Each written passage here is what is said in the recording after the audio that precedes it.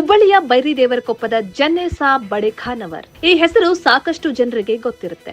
ಕಾರಣ ತನ್ನ ಸ್ವಂತ ಜಾಗವನ್ನ ಮಕ್ಕಳಿಗೆ ಶಾಲೆ ಕಟ್ಟಿಸೋಕೆ ಅಂತ ದಾನ ಮಾಡಿದ ಮಹಾನ್ ಕರ್ಣ ಇವರು.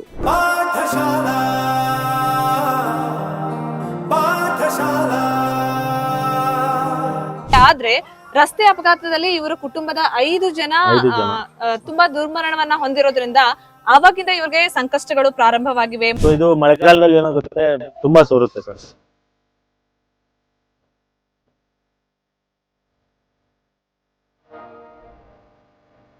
ನೀವು ನೋಡ್ತಾ ಇರೋದು ಇವ್ರ ಮನೆ. ಇದು ಈಗ ಕಾಣಿಸ್ತಾ ಇದೆ, ಬಟ್ ಮಳೆಗಾಲ ಸ್ಟಾರ್ಟ್ ಆದ್ರೆ ಫುಲ್ ನೀರ್ ಬರುತ್ತೆ. ಒಳಗಡೆ ಕೂಡ ಫುಲ್ ಕ್ರ್ಯಾಕ್ ಆಗಿದೆ.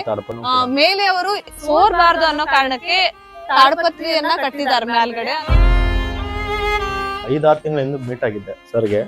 ಮೀಟ್ ಆದಾಗ ಸರ್ ಏನಂದ್ರು, ನೋಡಪ್ಪ ये तो गवर्नमेंट से तो अभी नहीं होता क्योंकि 92-91 में दिया सो है, तो अभी मेरे तरफ से क्या है मैं हेल्प करता बोल के बताए थे सर.